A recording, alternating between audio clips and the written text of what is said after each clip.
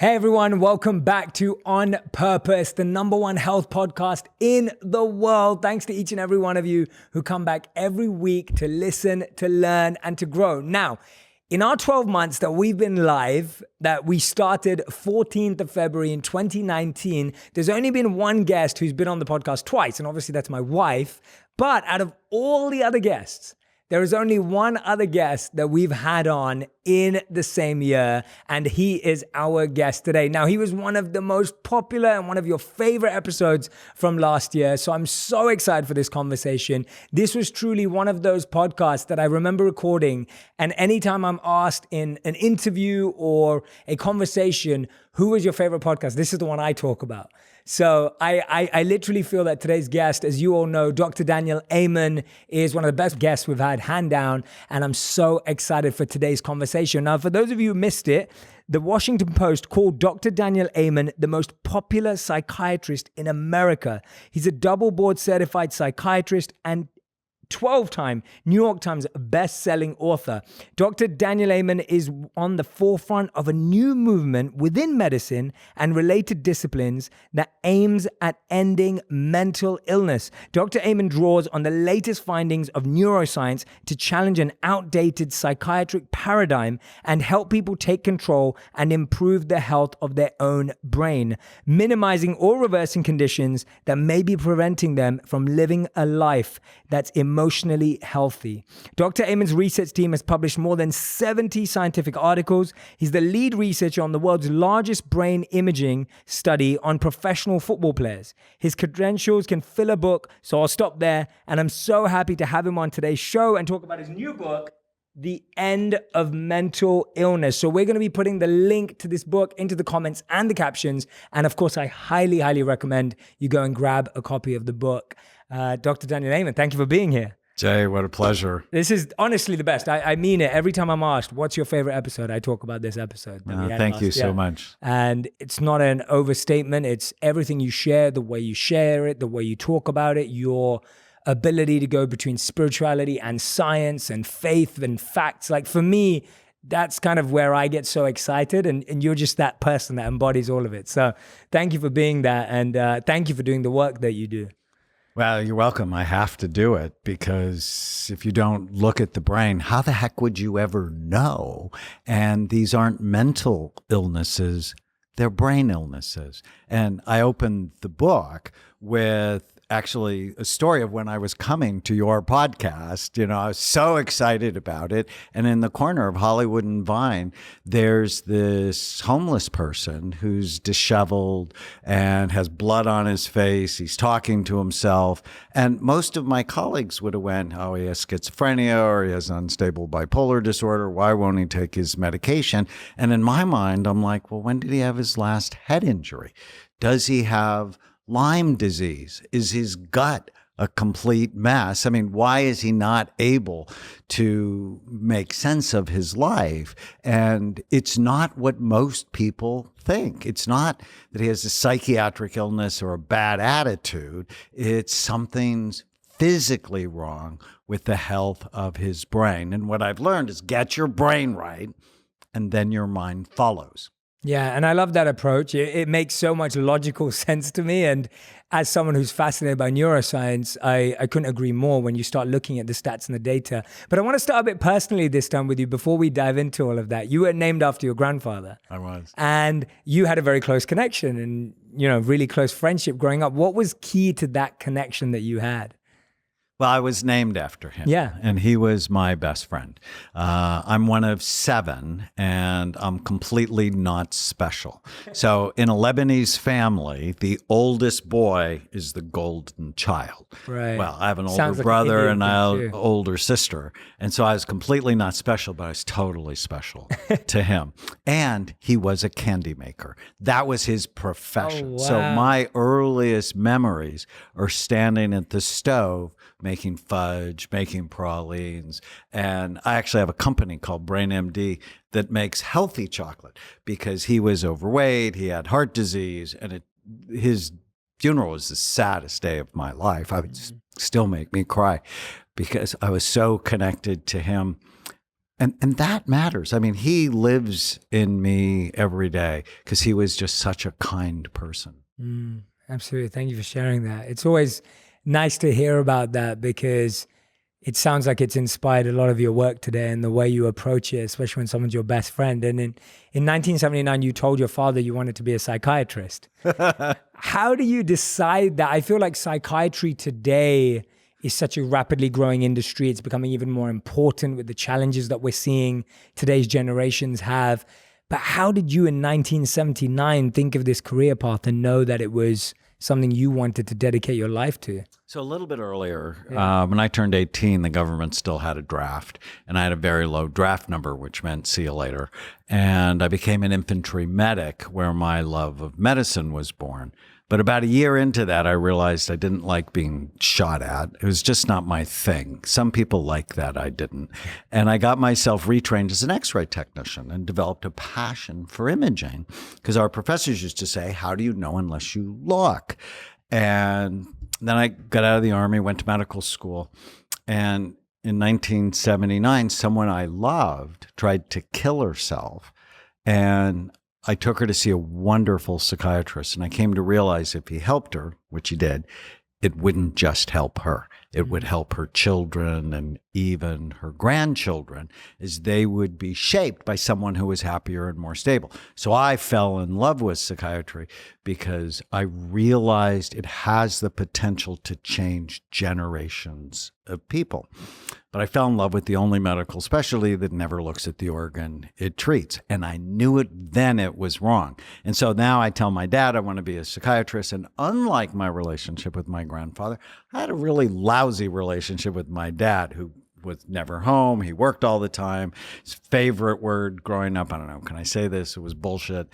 His second favorite word was no. I mean, bullshit, no. And I tell him I want to be a psychiatrist. And he asks me why I don't want to be a real doctor, why I want to be a nut doctor and hang out with nuts all day long. Now, great story. He is now my best friend, but it took a long time. And 40 years later, I really get why he said that. Because we don't act like real doctors. I mean, what other medical doctor doesn't look at the organ they're treating? Cardiologists look, neurologists look, your orthopedic doctor looks, your GI doctor looks. Every other physician evaluates the organ they're treating. Psychiatrists guess.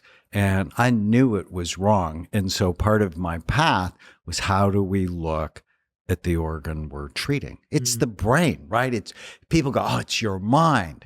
Well, where does your mind come from? Your brain. Damage your brain, you damage your mind. A close friend of mine used to suffer from asthma when he was younger, and he realized the harmful chemicals in cleaning products would always make it worse. I encourage you to make sure you're not using harmful products in your home. So please check to see that you're not. Now, my friend only uses healthy, eco-friendly products in his home, and it's so easy to make sure he's doing that with Grove. Grove Collaborative is an online market that delivers all natural home, beauty, and personal care products directly to your door. I'm a fan and couldn't picture myself or my wife ever using conventional products again. They just make it simple to get high quality products. If you want to go green this year, they take the guesswork out of it and make it easy.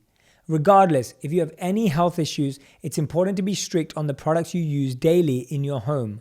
I want to stress that those all-purpose cleaners your family used to use are full of harmful chemicals that have been linked to everything, from respiratory problems to cancer.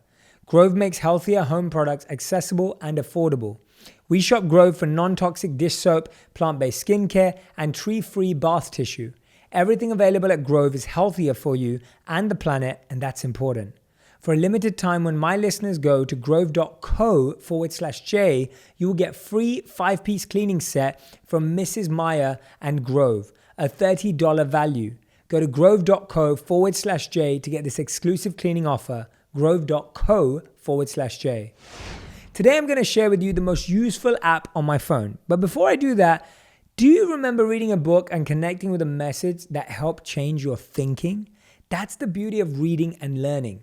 I know that in today's digital age, it's so easy to be distracted and overwhelmed with everyone's feed at the cost of neglecting your priorities. If you love books, pursuing new ideas and thoughts, but feel you don't have the time, I have just what you need. I highly recommend the Blinkist app. Blinkist is the only app that takes the best key takeaways, the need-to-know information from thousands of nonfiction books and condenses them down into 15 minutes so you can read or listen to. As you know, I love reading autobiographies, and they're usually very dense. So before I start reading one, I use Blinkist to filter if it's a book I'll truly enjoy. I enjoy using Blinkist on my phone, on the elevator, or on my iPad at home. The minimal interface makes it easy on my eyes, and with no distractions, I can fully focus. I've just read The 4-Hour Workweek by Tim Ferriss, and if you're in any way interested in starting your own business or lifestyle, this is a key book for you, and it's filled with great practical tips anyone can implement. Right now for the holidays, Blinkist has a special offer just for our audience. Go to Blinkist.com/J, try it free for 7 days, and save 25% off your new subscription. That's Blinkist, spelled BLINKIST.com/J to start your free 7-day trial. And you'll also save 25% off when you sign up at Blinkist.com/J. Yeah, and it's incredible that you kind of clocked onto that so early on. Like, that sounds crazy to believe that even now, since you've been involved in this world and writing so many incredible books, that we haven't caught on with that conversation. Like, I feel the conversation is still mental illness. You know, that's still, and that's obviously what you're trying to solve. Like, tell me what we're missing in the conversation. Why are we missing that in the conversation? Why are we not talking more about the brain? And why are people not as focused on improving their brain as they should be? So you remember when Sandy Hook happened? Yes. And President Obama came on television that night and said, we need more money for mental health. And I'm like, oh, great. Almost all of these young school shooters had seen psychiatrists. Almost all of them had taken medication before they committed their heinous acts. More money for what we currently do is going to get us more of what we currently have. Did you know 23% of women between the ages of 20 and 60 are taking antidepressant medication? That's insane. You were not born with a Prozac deficiency. It's because our brains aren't right. Our habits aren't right. We have no love, honor, respect for the brain. I mean, here we are in this incredibly beautiful place in LA where homelessness is skyrocketing. And people don't know 50% of people who are homeless had a significant brain injury before they were homeless. So you can do whatever you want from a societal standpoint to help the homeless, but if you don't help their brains, you're not going to help the situation. Absolutely. That's a great answer. And what are the causes of brain injury? Like, let's say someone's listening or watching right now and they're saying, yeah, Dr. Daniel Amen, I agree, but I've never had any serious brain injury. I've never had an accident. I've never, been an American football player, or I've never done boxing. Like, tell us some of the things that actually cause brain injury and some of the ones that might surprise us. So in the book, actually, the bulk of the book, I talk about if you want to keep your brain healthy or rescue it if it's headed for the dark place, you have to prevent or treat the 11 major risk factors that steal your mind. And there's a mnemonic I have called Bright Minds. Well, the H in Bright Minds is head trauma. And if you said, hey, Daniel, single most important thing you've learned from 160,000 scans, mild traumatic brain injury ruins people's lives and nobody knows it. So yes, it could be concussions from playing football. Even if you never had a concussion, it's the subconcussive blows just from playing. I just saw a professional soccer player this week, and he told our intake person, never had a concussion. And I asked him, because his brain was damaged, I'm like, so how many times have you hit a soccer ball with your head? And he's like, thousands, tens of thousands of times. Your brain is soft. Your skull is hard. Your skull has sharp, bony ridges.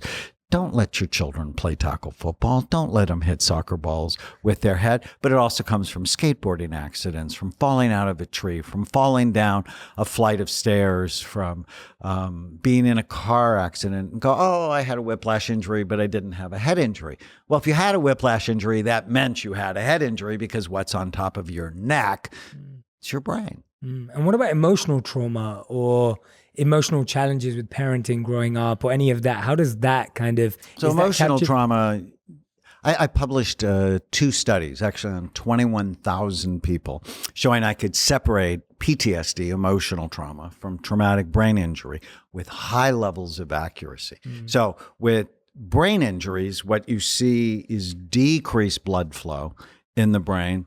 But with emotional trauma, their limbic brain, their emotional brain, fires up. And so I dedicated this book to my 2 nieces. Yeah. And they grew up in traumatic families, and they were taken by the police at the direction of Child Protective Services and put into foster care. It's very traumatic for them. And they have bad genetics. They have family history of schizophrenia, bipolar disorder, major depression, multiple suicides, criminal behavior, addiction. I mean, anything you can think of they have. So, but genes only load the gun. It's what happens to us that pulls the trigger. Well, unfortunately, they had both. And we actually didn't know them until we got the call from Child Protective Services, at which point I knew, my wife knew we needed to intervene. And so the end of mental illness is how do I end it in them and their babies and grandbabies?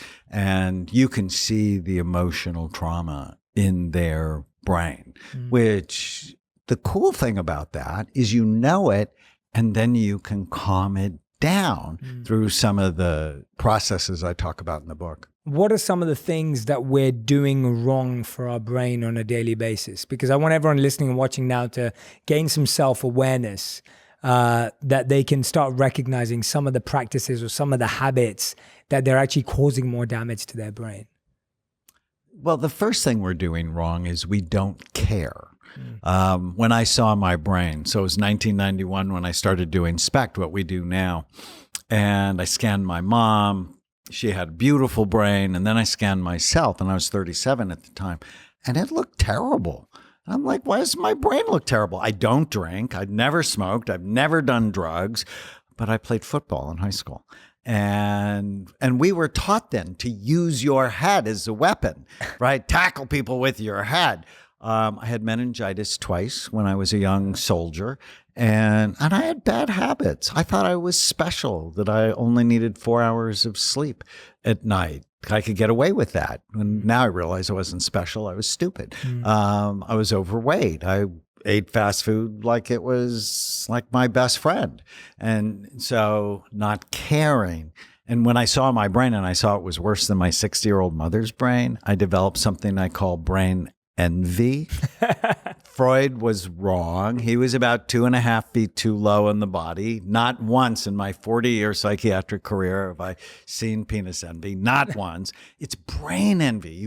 I wanted her brain. So what do you have to do? Care. That's brain envy.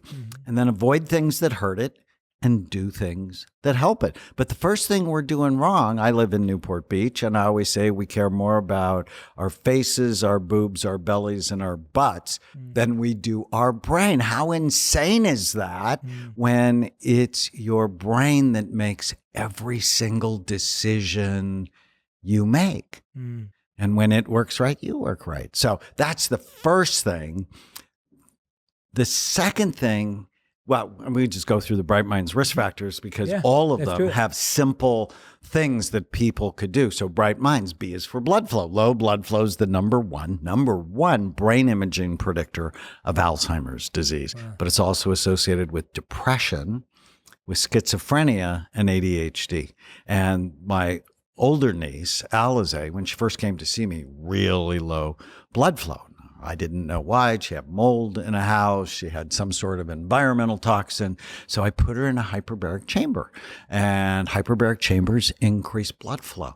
I also got her exercising more because exercise increases blood flow. So if you've been wanting to exercise, but you haven't found the time, it'll save your brain, right? So that'll help you with motivation.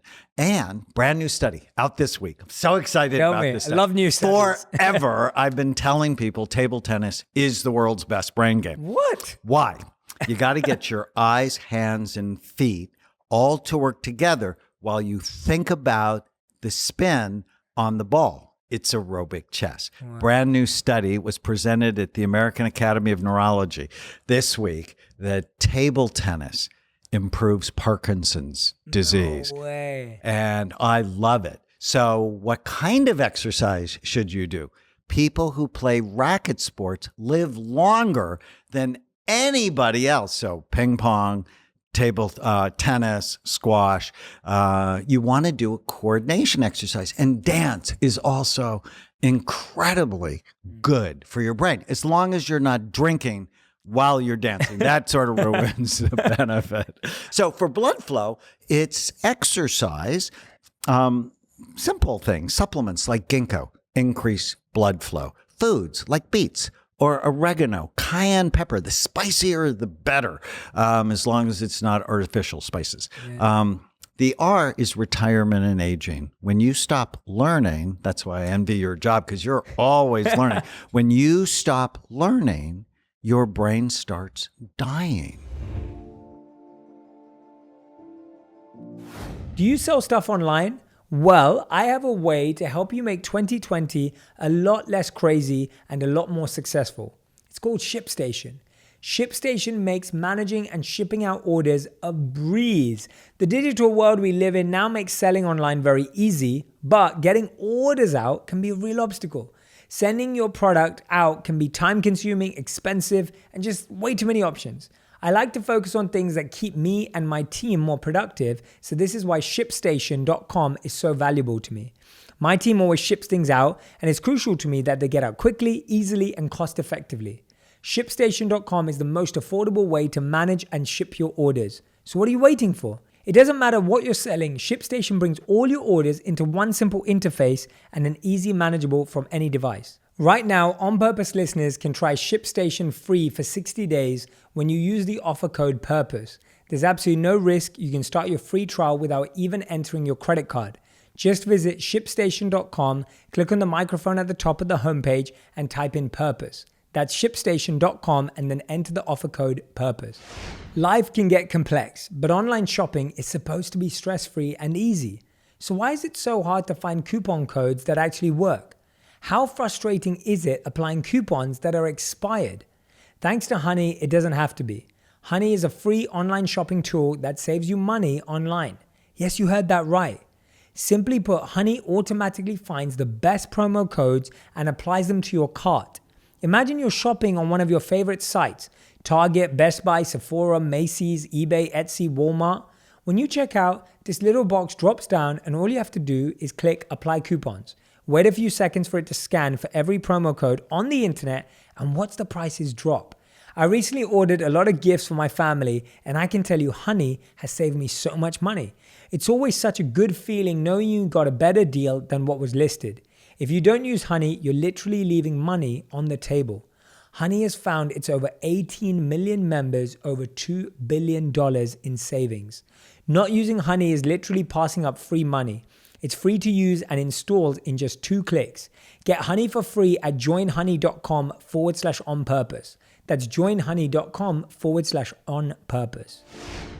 And so new learning has to be part of everything you do.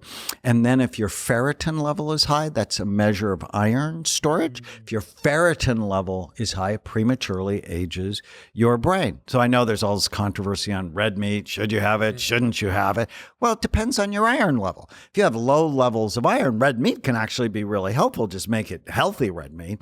But if your iron levels, like mine, they tend to run too high. I donate blood on a regular basis. Good for me, good for someone else. It's like the perfect exercise. The I is just devastating this country now. It's inflammation. And inflammation comes from low levels of omega-3 fatty acids. 97% of people have low, suboptimal levels of omega-3s when we test them. Horrifying. Processed food. And of all things, gum disease. Gum disease increases inflammation in your body, which increases heart disease and brain disease.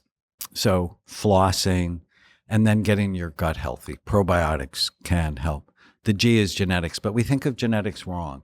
I think people go, oh, well, I'm diabetic because my parents are. I'm fat because my parents are. You know, my grandfather had heart disease and he was overweight, but I don't have heart disease and I'm not overweight. Why? Because I see genes not as a death sentence, but as a wake-up call. Oh, wow. What do I need to do to prevent those? And one of my favorite stories in the book is Lisa Gibbens. Lisa is a friend of mine. She's a well-known media personality whose mother and grandmother died with Alzheimer's disease. And I was on her television show a lot, and I'm always sort of nudging, come on, you need to come see me.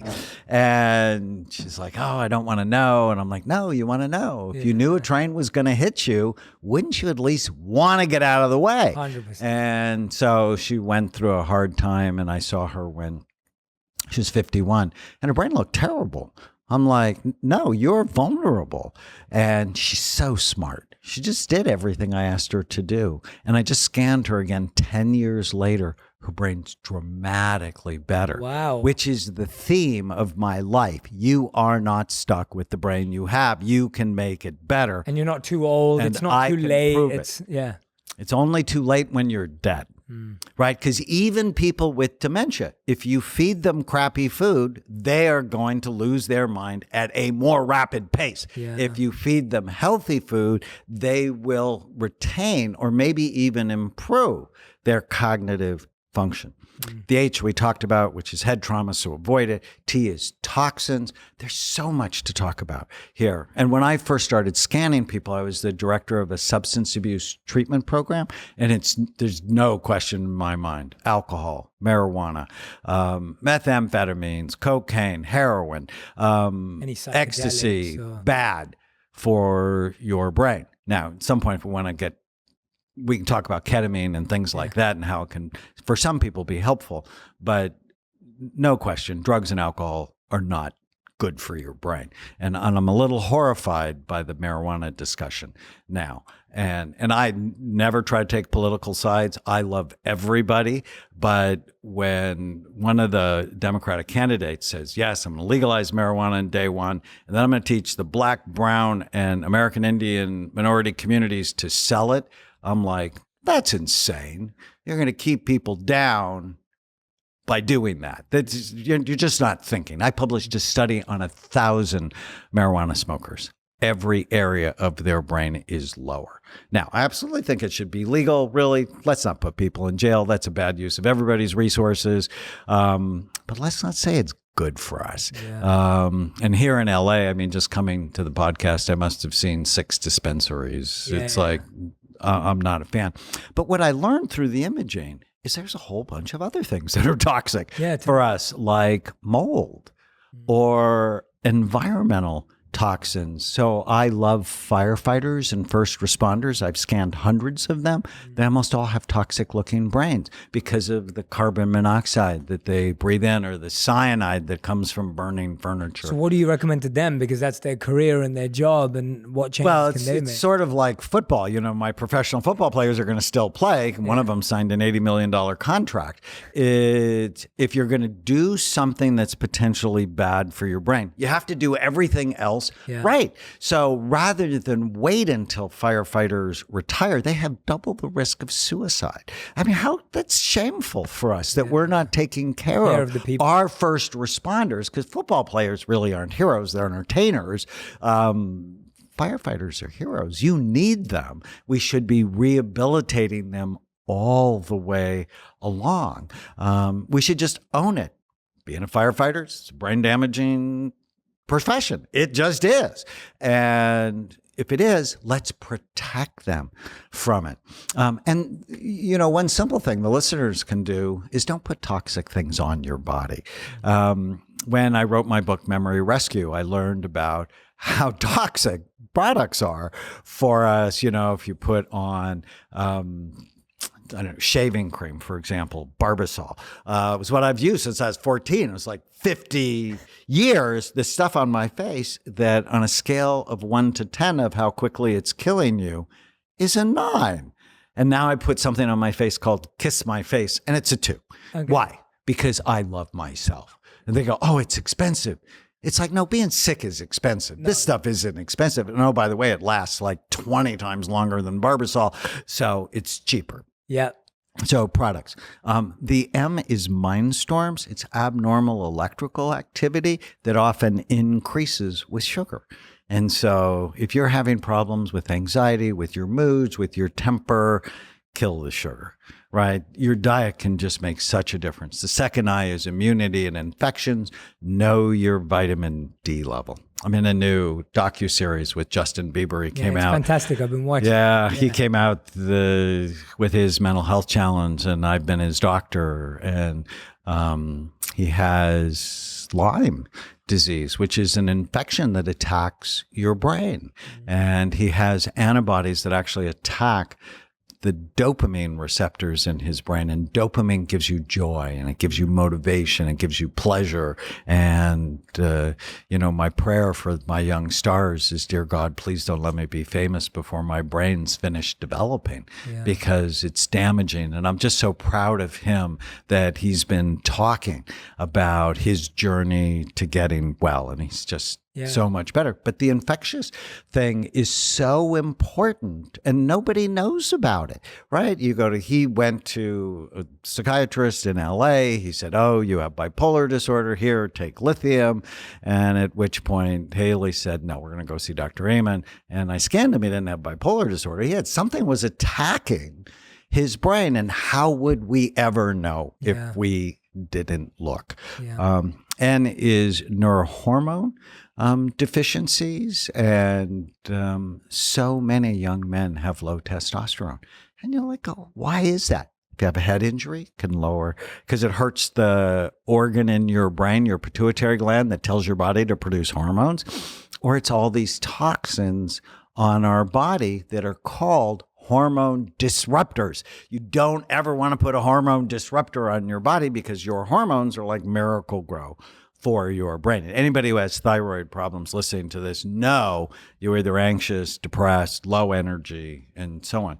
The D is diabesity. We could just go on and on about this one. But I have published several studies now that say as your weight goes up, the physical size and function of your brain goes down.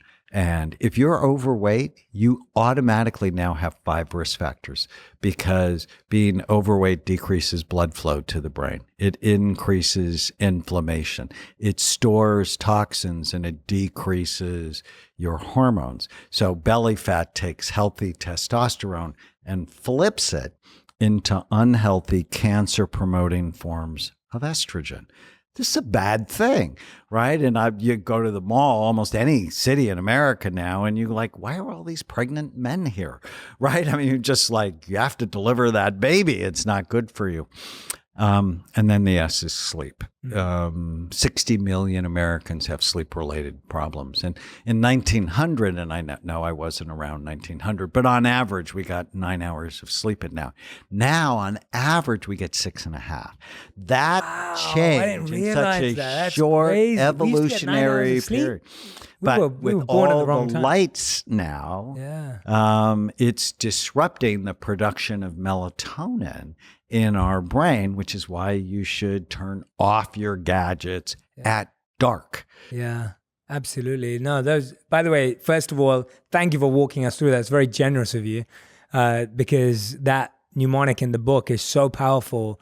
And anyone who's listening or watching right now, I highly recommend that when you get the book, that's a great place to start and really look at those, because you can go through that list and look at which are the ones that are affecting you the most, which are the ones that you're noticing, the ones you're not aware of. Like that's a great map to start with, I find, because it really helps you figure out what are you struggling with and what you're not. Now, when you look at those, one of the things I love that you do is, it's so practical to just start with one of them, because oftentimes they're interconnected. Like you talk a lot about how when we eat later on the day, then that's worse for our sleep. And then when we eat close to when we sleep, that's bad for our sleep. And then that's bad for our brain. And it's almost like this vicious cycle that one bad habit leads to another, leads to another, leads to another. And it just keeps imprinting negative impact on our brain, right? It's all interconnected. It's not. And I love what you said. It's like, just do one thing. Yeah, just start with one And of the them. thing to start with is this little tiny habit. In the book, there are all these tiny habits. Yeah. What's the smallest thing I can do today that'll make the biggest difference? And it's just ask yourself this question, 3 seconds. Whenever you're going to do something, so whenever I'm going to drink this water, is it good for my brain or bad for it? Yeah, I love that. And if I can answer that with information and love, I love myself, I love my wife, I love my children, I love my nieces, I love my mission, I love where I work. If you can answer it with information and love, you start doing the right things. Yeah, and I've said this a lot to my audience actually in my private coaching group. I've not said it so much here on the podcast, but what you're saying is so true that when you ask yourself that question, is this good for my brain or bad for my brain? Am I acting in a way that I love myself, or am I showing myself that I don't love myself? You can only answer that question authentically if you know the research. Otherwise, it's really hard to convince yourself that you're doing the right thing or the wrong thing. So when I'm having this conversation with you, now I know the next time I try and do any of these things that are bad for me, I've got your voice in my head asking me this question. I've got your voice walking me through which are the steps that I'm making mistakes on. And that's why anyone who's listening to this podcast right now, if you listen to Dr. Daniel Amen's podcast, you're now in a better place to make better decisions all the time than if you listen to a podcast once a year or read a page of this book but don't really dive into it. You're missing out on your mind actually being able to help you. So one of the things I love that you talk about is ANTs, right? Automatic negative thoughts. And you talk about how sometimes our thoughts can lie to us. Walk us through that.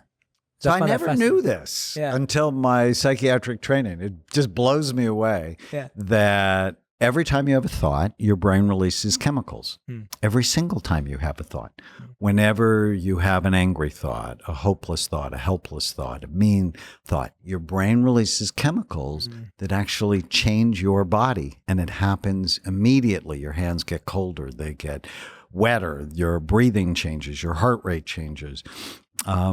Your blood flow to your brain drops. I actually did a study on negative thinking patterns in the brain. But the opposite is also true. Whenever you have a happy thought, a hopeful thought, a loving thought, a purposeful thought, your brain releases a completely different set of chemicals that help relax your body. Thoughts are automatic. They just happen. They're based on complex chemical reactions and things from the past, and maybe not even your past. It could be your parents' past or your grandparents' past. And they lie. They lie a lot. Just because you have a thought has nothing to do with whether or not it's true. And one day after a really hard day at work, I saw 4 suicidal patients, 2 couples who hated each other, and 2 teenagers who'd run away from home. And I went home and I was tired. And I came home to an ant infestation in my kitchen. They were everywhere. And as I'm wiping them up, I'm thinking to myself, ants, automatic negative thoughts. My patients are infested. And so I came the next day to work with a can of Raid, of ant spray. And then I'm like, okay, that's not good. So later I replaced that with an anteater puppet and an ant puppet. And that concept is just so helpful. You don't have to believe every stupid thing you think. And so here's the tiny habit. Whenever you feel sad or mad or nervous or out of control, write down what you're thinking and just ask yourself if it's true. My friend Byron Katie, I don't know if you've had her on the podcast. I haven't, but I know she is. She's wonderful. Awesome. Her books are incredible. I love her. Yeah. She just teaches you to ask these 5 simple questions. You had a bad thought, write it down. My wife never listens to me. And then just these 5 questions. Is it true? Yes. If you're mad. Yeah. Is it absolutely true? Second question. No, she listens to me all the time. She's listened to all 14 of my public television scripts, like multiple times. The third question is really interesting. How do you feel when you believe the thought? I feel sad. I feel disconnected. I'm sort of angry. I'll give myself permission to be rude to her. That's not a good idea. The fourth question is, how would you feel without the thought, like a good husband. And then you take the original thought and turn it to the opposite. My wife does listen to me, and just see if you can find one or two examples. But those 5 questions dramatically change the people I serve. If they can, I can just, and I tell people, they say it in the book, you need to do 100 bad thoughts, and just do those 5 questions with the 100 bad thoughts, and then the ants will begin to go away from your life. Yeah, thank you for sharing that. I think that's such a practical and great system. Please, when you're listening to this podcast, when you get a moment today, when you're finishing your commute, or you've stopped walking your dog, or you've stopped cooking, take a moment to actually do this activity. I highly, highly recommend it, because when you see yourself start getting through 1 thought and 2 and then 5, you'll start to see how you're rewiring your brain just by doing this very simple activity. So please do not take that activity lightly. It sounds like, oh, I'll just do it in my head. No, don't do it in your head. Write it down, do it step by step, break it down. Like take the advice really, really seriously. One of the things I love about the book, you talk about different types of brain and getting to learn about our different types of brains that we have. Tell us about the process of how we can become more aware. Can we do it without imaging and without scans, or do we really need, obviously we need to do that to get the deepest. I can't wait to get my brain scanned with you. It's something I am 100% going to do. But how can we get to know our brains better? So a long time ago, I realized not everybody has the same brain. I mean, some people are lucky and they have pretty balanced brains, but there's a whole group of people who have what I call spontaneous brains. They have sleepy frontal lobes, more with the ADD group. They're other people, and these 2 people tend to marry each other, the spontaneous and the persistent. The persistent, their tell brain us more actually, about that. So tell us more about the spontaneous. I want to figure out what me and my wife are. So the spontaneous, they have sleepy frontal lobes. Okay. So they're creative. They're out-of-the-box thinkers. They can interrupt. They get distracted easily. They might not be great at organization. Okay. So that's the spontaneous type. The persistent type, they get stuff done. When they say it, they're early. But it has to be their way, or they get upset. Okay. They can worry, hold grudges. If things don't go their way, they get upset. Now, you want your neurosurgeon to be a little bit like that. We're going to do it. We're going to do it this way. We're going to do it perfectly. We're going to do it all the time.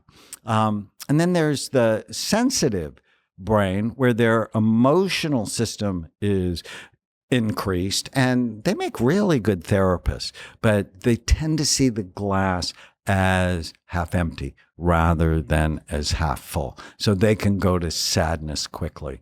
And then there's the cautious people, and you need some anxiety. Let's just be clear. The people with the lowest level of anxiety, the spontaneous group, they also die early because from accidents and preventable illnesses. These are the people that run with the bulls in Spain. It's like, why? But the cautious people, they tend to be more anxious, more nervous. And you want the sort of persistent and cautious to be, I hire them all the time because it's like, no, I want to do the best job possible. Yeah. And then there's actually 16 types, but 6 through 16 are combinations of those types. So for example, if you grew up in an alcoholic home or you have a lot of alcoholism in your family, you tend to be type 6, which is both spontaneous and persistent, or what I might call impulsive and compulsive at the same time. And what are the good partnerships? Which are the ones that do work well together? Well, the ones I see in my office the most are the spontaneous guys married to the persistent women. Okay. She was so attracted to him because he was the life of the party and he didn't have the same inhibitions that she had, but his lack of follow through just makes her crazy. I have a great story. It's one of my first imaging stories. I saw these, because I'm also a child psychiatrist, and this couple, Judy and Gary, brought their kids to me, and the little boy they both had ADD. The little girl responded to the simple treatments I gave her. The little boy didn't. And so I'm like, I need to see him. So I saw him in weekly counseling. And then I realized, oh, the reason he's not getting better is mom and dad hate each other.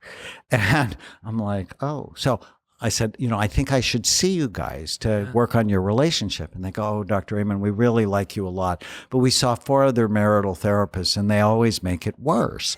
And I'm like, in my head, and never have this thought, because in my head, I'm like, well, maybe they didn't see anybody really good. So I had that thought, boy, I regret that thought. So they saw me and I had 2 leather couches in my office. And I sat on the opposite end of each couch. And that's how they naturally sat when they walked in. It was terrible. Okay. And he was always late. He would always say things that would hurt her feelings. She would hold on to it. I would say she has a PhD in grudge holding. She's holding on to stuff from 15 years ago that his mother did.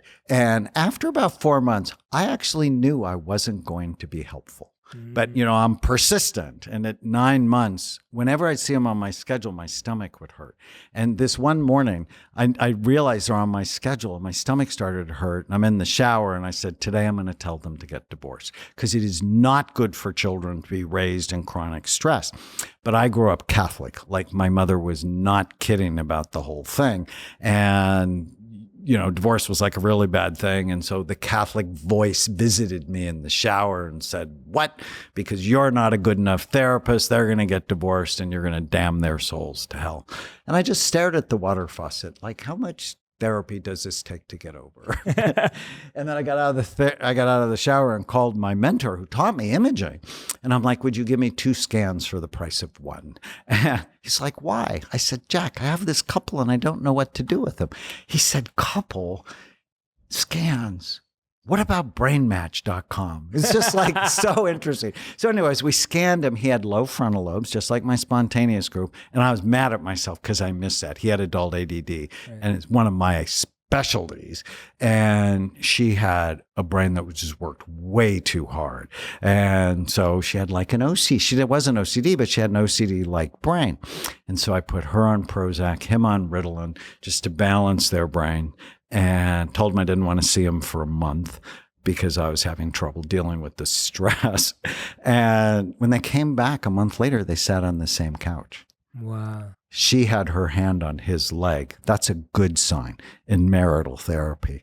And now we're 30 years later. They're still married. No way. The children are like in their 40s. Wow. And they came to an event I did, and it just, without knowing that, they could have done therapy forever. But if you don't have the map, how do you know what to do? I'm just not like a fan of guessing. It makes so much sense. I feel like what you're doing is, so it's almost like we've always talked about this, that with the body, it's very easy to see a before and after.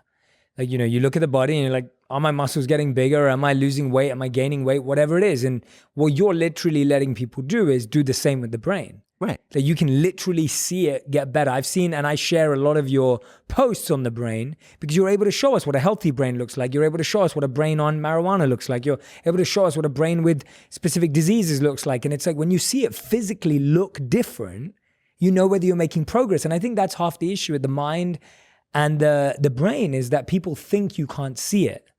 But based on the imaging, you can. And talking about couple matching and brain matching, you just shared something with me before we started the podcast, which I love, by the way. It just shows how much you believe in what you're saying.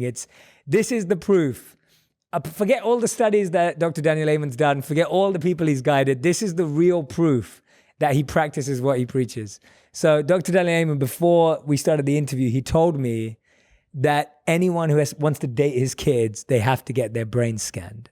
Right? Absolutely. That is amazing. Like, that to me is more So proof. I have 4 children. Yeah. Tell us about, yeah. And How old are they now? The oldest is 42, Okay. and then Really? 35, and then 33, and the youngest is 16. Okay. And she starts dating Michael, and I love Michael. Michael's a good boy. But in my mind, they're really not dating until I see his brain. And when Michael was 12, his mother killed herself, and he found her. And I'm like, no, I need to know. And he's such a good kid. Scanned his brain. It was busy, and he had struggled with anxiety. And on the things that I recommended for him, he's just done so much better. Oh, amazing. And now he like refers people to us. And one of my kids, I scanned the brain of his partner. And I'm like, please don't marry her, because it was not good. It was not healthy. And it turned out she had an addiction issue that he didn't know about, but he didn't listen to me, and that was trouble. Oh, really? And then, I was married for 20 years, and it was not a good marriage. And so I told myself, I got divorced in 2000. If I ever got married again, the first naked part of this person I wanted to see was their brain. And I met Tana, my wife, and she's a neurosurgical ICU nurse. So we sort of bonded over the brain. So excited for you to meet her. And 2.5 weeks later, I'm like, sweetheart, you haven't seen the clinic. Don't you want to see the clinic? We scanned her, and it was good. So I felt okay marrying her. That's amazing. That to me is the real proof. above everything. That's the real deal. And we were talking about how your partner is so important to your brain health, right? Your partner is just so important. We were speaking about how incredible Haley is earlier, and love Haley. She's amazing. And it's just like that. Your partner is so important to your brain health. And I think we underestimate that when you fall in lust or love or, you infatuation or attraction. Cocaine thing, right? I mean, new love works on the same area of your brain where cocaine works, and on the nucleus accumbens that responds to dopamine. And that's why you don't marry somebody until the love switches from cocaine to then it has an opiate response, and you just feel happy when you're around them, but you don't get the fluttering. Yeah, cocaine's chemistry. Like it's the same feeling. And you want alchemy where you're creating something beautiful, not just going, oh, that person didn't do it for me because they didn't make my heart go fast. Yeah. Probably the guys that made your heart go fast broke your heart. What does the Brain on Love look like, actually? So I wrote a book once called Brain and Love. Oh, I didn't know that. Okay, so I didn't know that. It's a great book. Okay, great. One of my favorite chapters is how to use your head before you give your heart away. Oh, amazing. Can we dive into this for a bit? How to do an interview based on neuroscience to see, is this person going to be a good partner for me or not a good partner for me? But there's actually studies done on people who had just fallen in love, and their basal ganglia, this is a part of the brain that responds to dopamine, become much more active.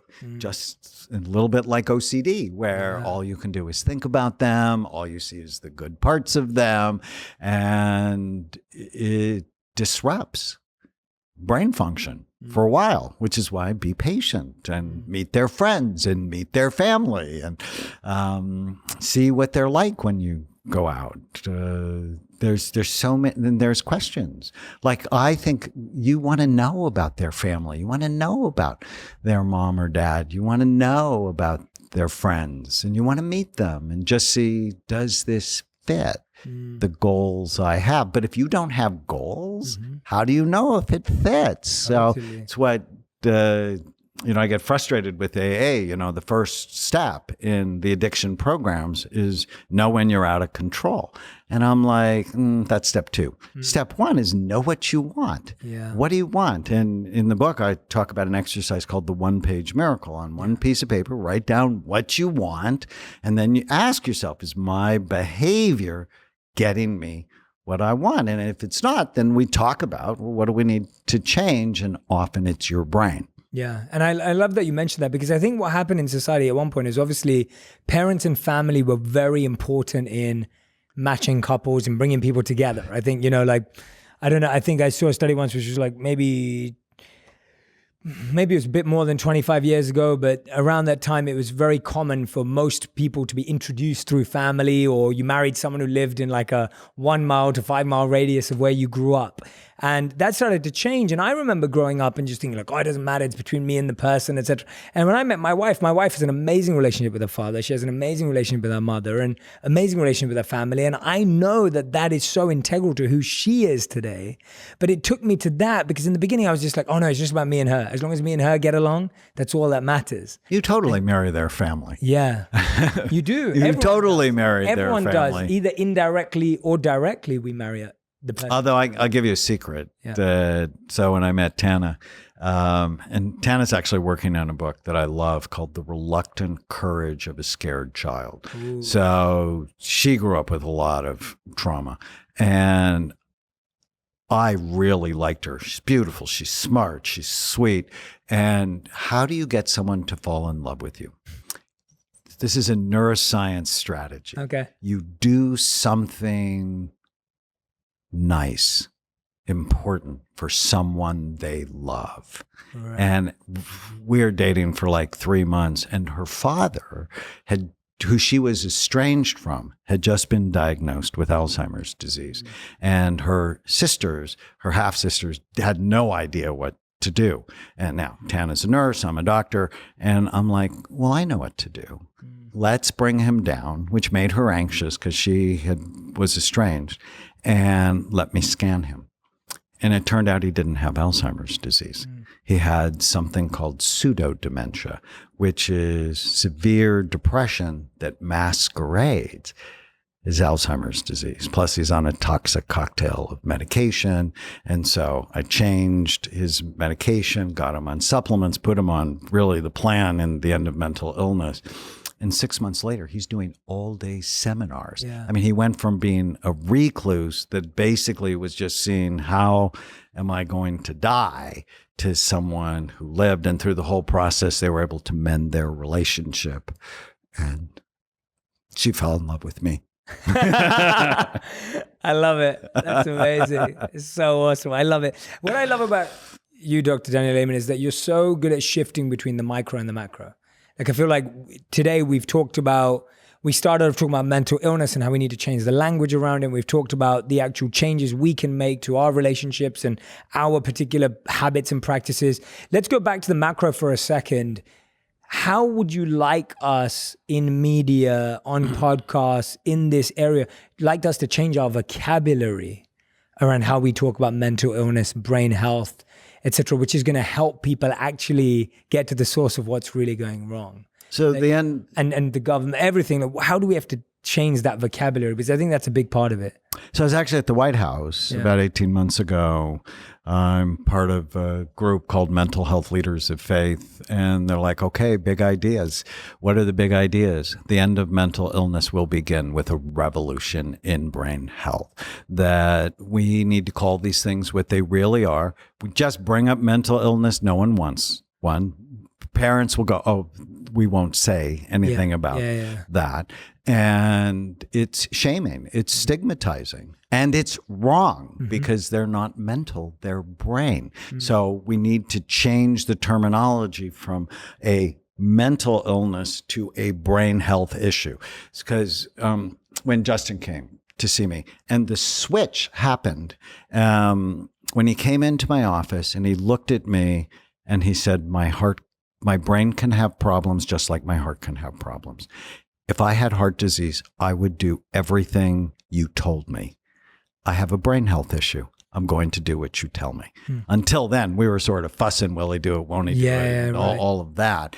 But when you realize the brain is a physical organ that can have trouble, if somebody said you had cancer, you go do the right things to get it treated. If they said you had a liver problem, you'd go do the thing the doctor said. But because psychiatrists don't look at the brain, their patients actually don't believe them. It's like, really? You made a diagnosis of bipolar disorder just based on my symptoms? Yeah, exactly. Without ever looking? Yeah, which is... And it's why one of the reasons I fell in love with imaging, because compliance went up and stigma went down. Those are like big deals.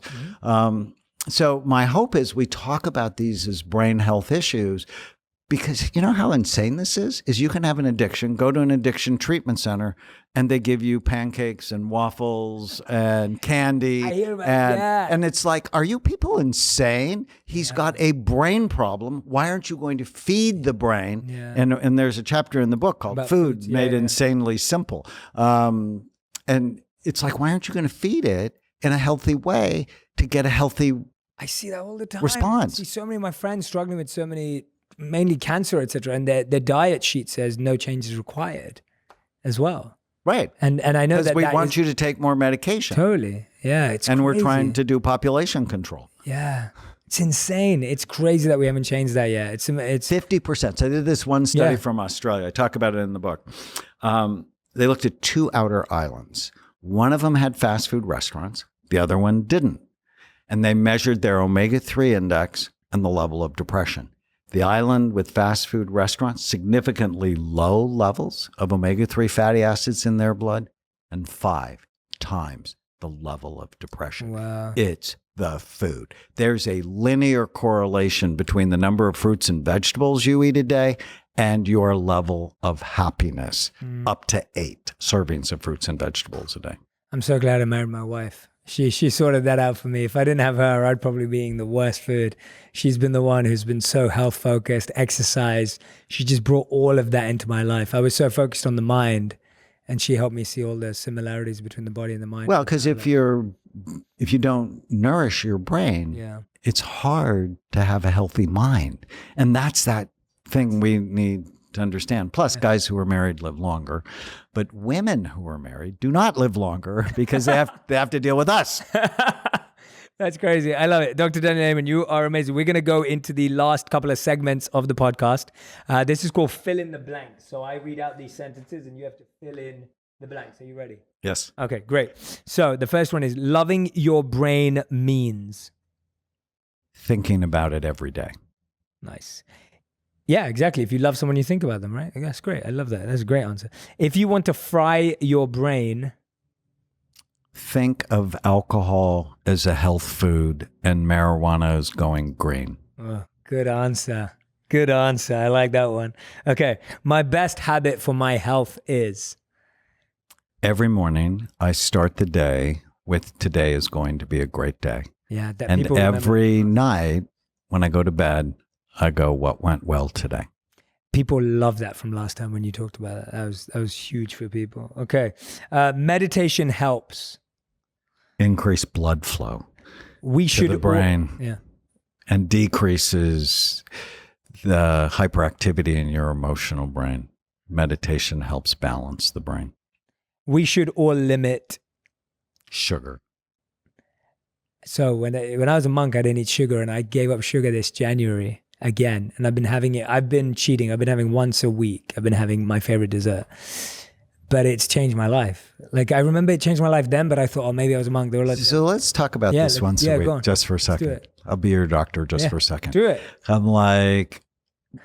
I'm scared now. Have you ever been in a bad relationship? Yeah, for sure. Yeah, me too. Multiple times. Me too. And I'm not doing that anymore.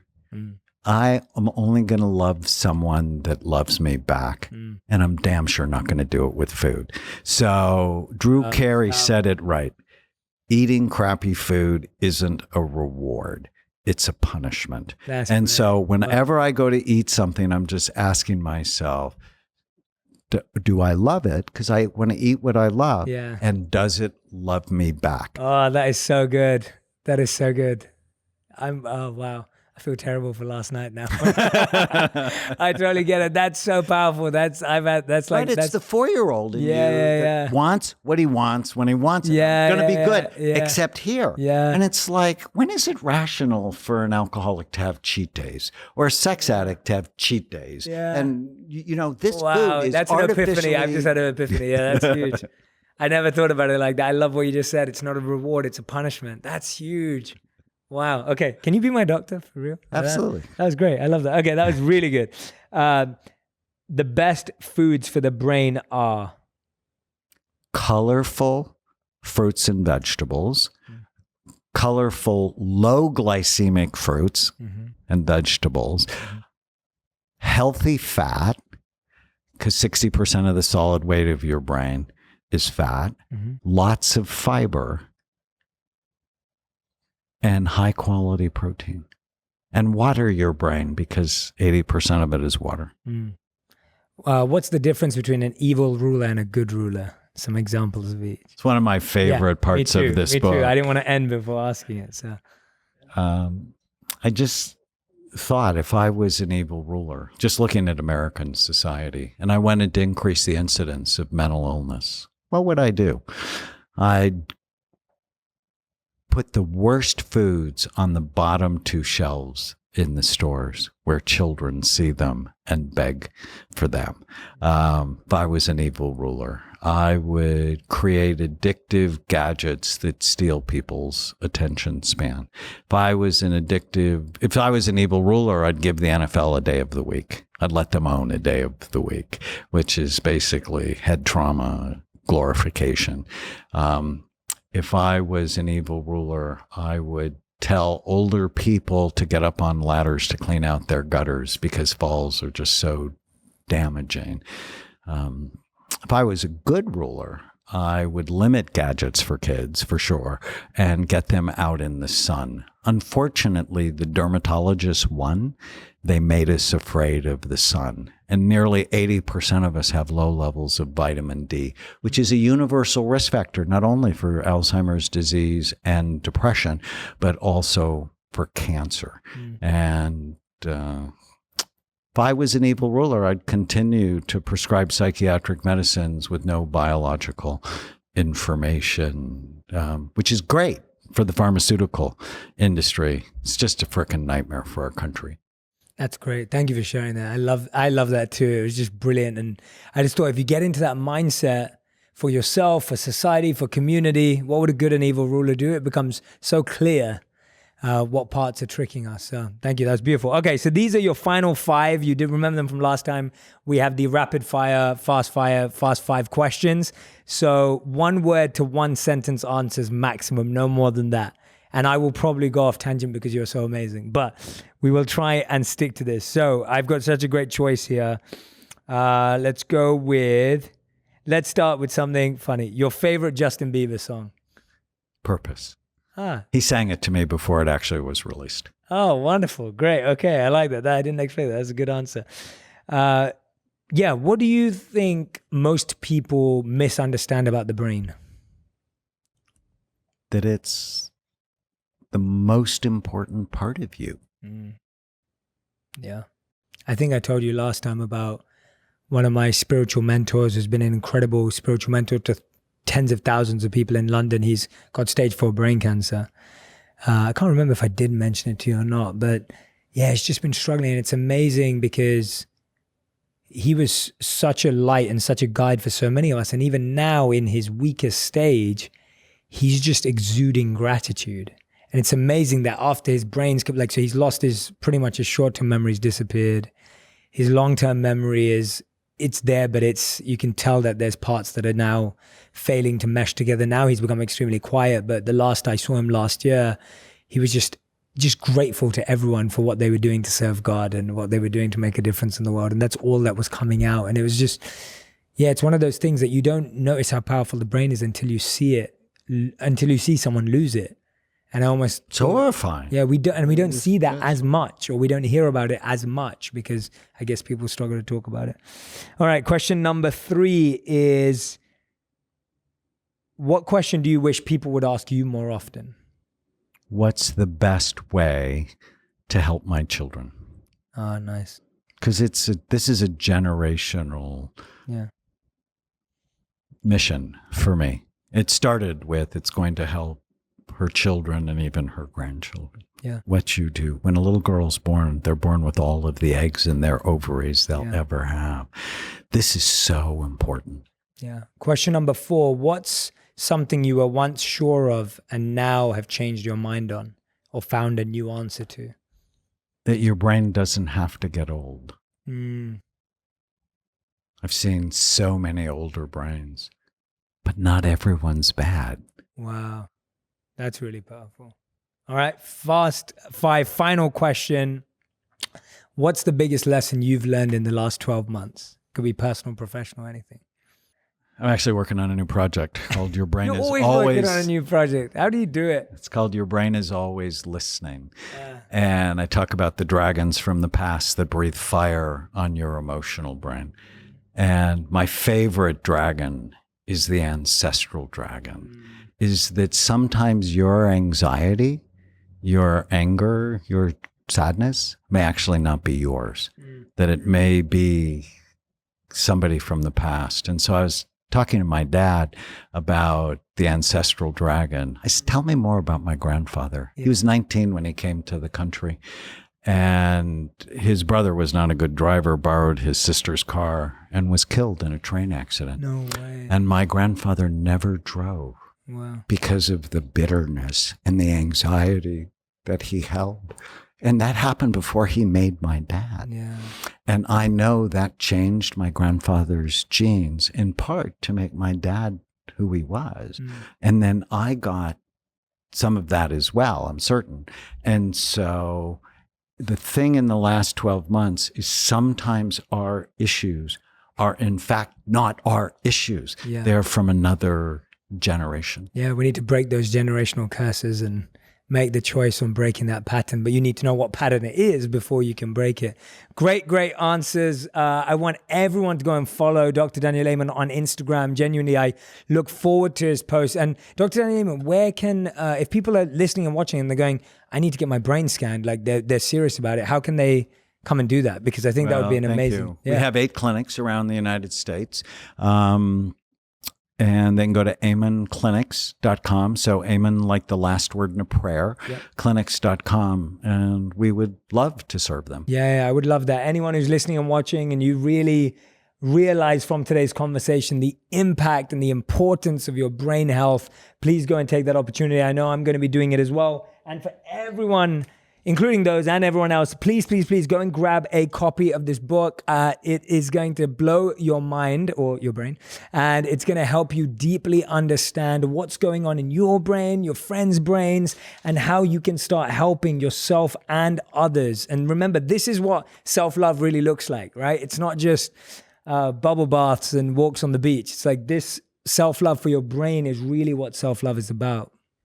But I feel like you were going to say something and I stopped you. Oh, no, I'm just grateful. I'm grateful for... No, I mean it. I feel like this is the self-love that we all... we're talking a lot about self-love these days, but I feel like a lot of the other self-love is like kind of nice to have and it might work, but this is kind of like the root of all of it. So I'm a big proponent of everything that Dr. Daniel Amen does, and I highly recommend that you go check it out. Thank you, Dr. Daniel Amen, for coming on the show again. Thank you, John. And please share your best insights from Dr. Daniel Amen on Instagram. Tag myself and tag him as well so that we can see what you learned from this episode. Thanks for listening, everyone. We'll be back with another On Purpose episode next week. Hey guys, so this is some bonus footage just on my reflection from the interview that we just completed with Dr. Daniel Amen. Of course, he's been an incredible podcast guest before. This was the second time we've had him on. And I was actually just sharing with him, and that's why we wanted to switch the cameras back on, because I said this after the cameras were off. When he came on last year and blew my mind and blew your mind, and that podcast went super viral, I fell in love with him as an individual, and I really identified with what he was trying to do in the world and his expertise, and his studies blew my mind and his understanding of the brain. So I was really impressed by him as an individual. And this time I'm sitting down with him after a year, I'm actually realizing that I missed the point. And I missed the point because I didn't yet realize that I need to go and get my brain scan so importantly. It needs to be the top of my agenda, because until I do that, then I'm not even taking it seriously. And so maybe some of you listened last year and it was really powerful and you're like, I learned so much and whatever it is, but you're like, but wait a minute, I haven't actually changed what I'm doing for my brain. I actually don't understand my brain. So go and get your scans, get the new book, The End of Mental Illness as well. Read more about it, because if you're not doing that, then we're basically saying, oh, that's nice. That's another nice thought. It's another nice podcast. It's another nice interview, cool ideas. But it's like, this isn't that. Like, this isn't that. This is life-changing stuff. And so I just wanted to let you all know that you should highly Can I say one thing? Yeah, of course, please. The end of mental illness begins with a revolution in brain health. Yeah. And we would love your ideas on, well, how do we create this revolution? Because if we don't, the incidence of suicide is going to continue to go up. And what I love about you and your group, it's like, these are passionate people. So we'd love your ideas about, so how do we create this revolution in brain health to change the conversation from mental illness to brain health? Yeah. Love that. Thank you. Yeah, please, please, please send them through to us on Instagram. Tag both of us, comment section, anywhere that you know it's going to reach us. We're going to be looking out for your answers.